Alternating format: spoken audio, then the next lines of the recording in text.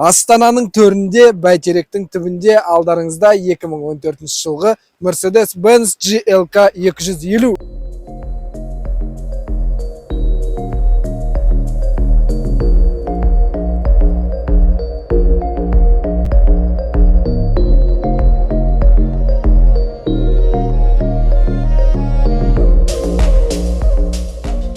Европалықтар негізі бір бәлені біледі, достар.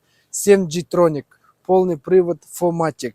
2 литр қозғалтқыш көлемімен небәрі 7-де 7 литр расход, достар. Ойлаш, сенің кобальтында сондай расход бар ма? Один, ну и ты, одиноко. Тым жақын биледің көз алдында менің, бәрі таңғалады сұлулығына сенің. Бүгін түнде менің жаным саған аманат, сенің толық есімің жарты сағат махаббат. Не болады енді?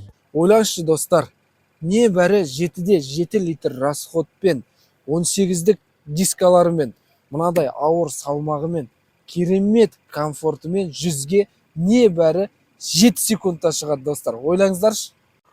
Ал, достар, енді түріне келетін болсақ, түрінен не айтамыз, өздеріңіз көріп тұрсыздар. Өте керемет ерекшелігімен, өзінің сұлулығымен, стилімен ерекшеленіп тұрған Mercedes, достар.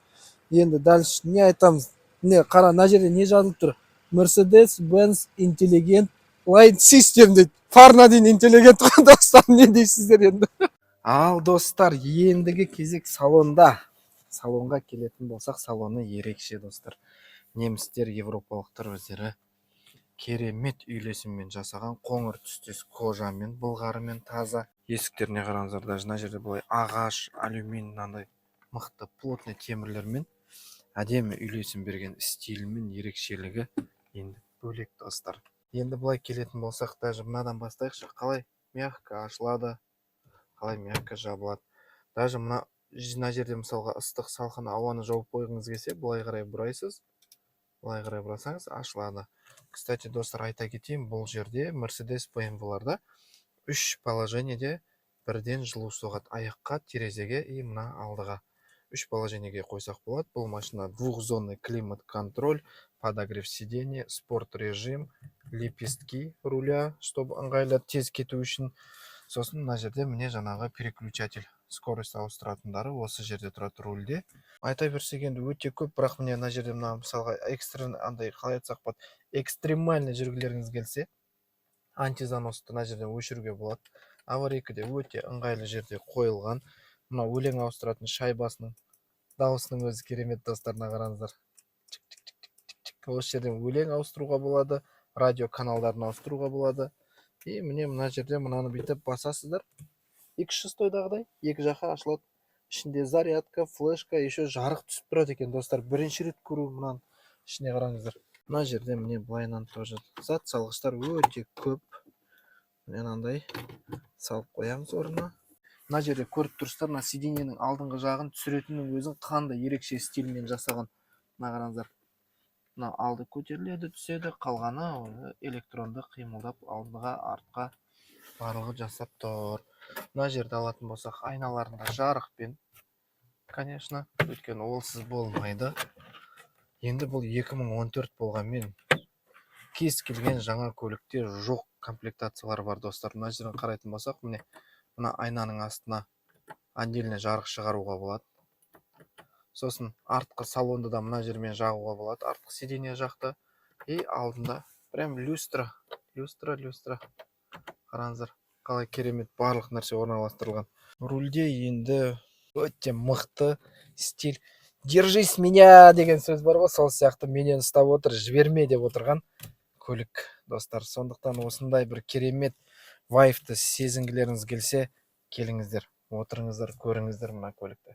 Багажникке мысалға болады ғой, бір кісілерді әкелесін, багажникті ашып жіберші деген кезде түсіп барып ашып, немесе кілтті шығарып, кобальттағыдай жүрудің қажеті жоқ.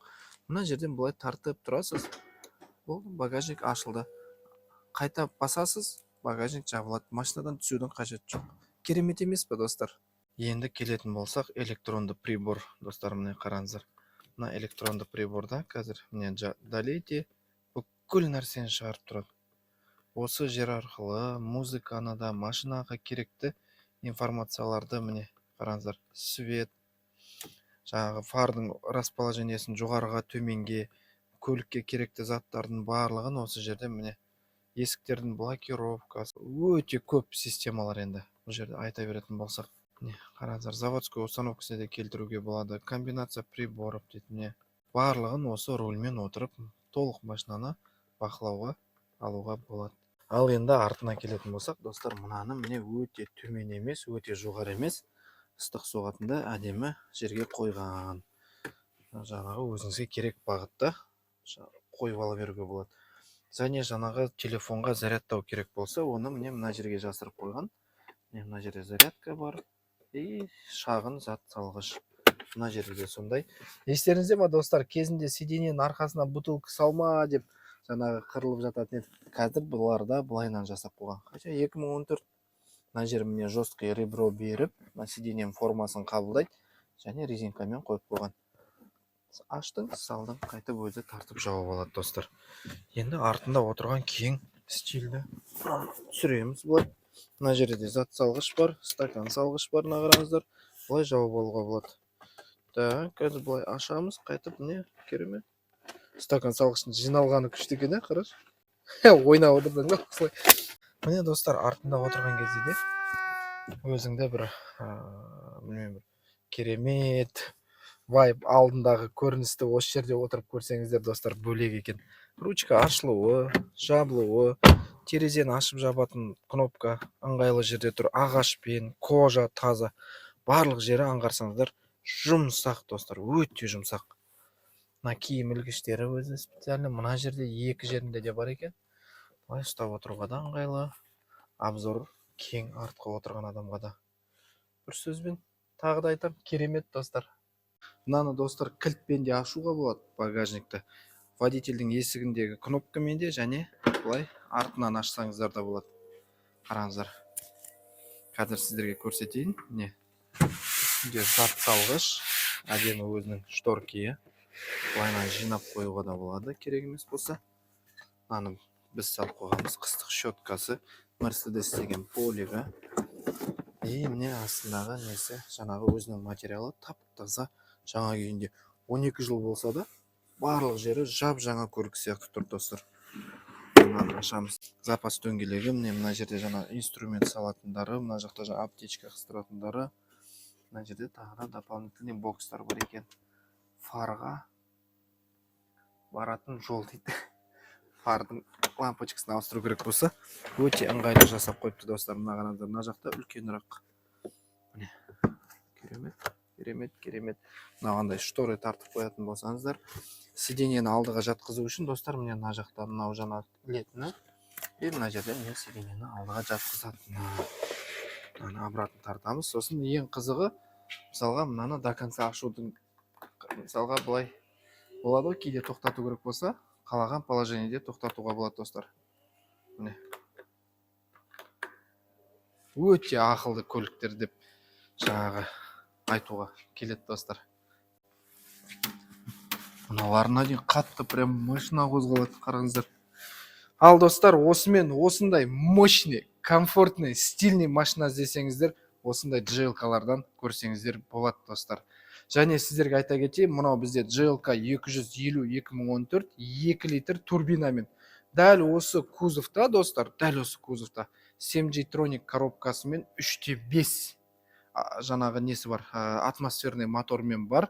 Ол жерде уже жаңағы чугунный гильзамен, то есть поршынның жаңағы гильзасы чугунный болады. Ол ең Мерседестердің ішіндегі ең мықты моторлардың бірі деп танылған мотор болып есептеледі. Сондықтан GL-ка алуға қорықпаңыз, достар.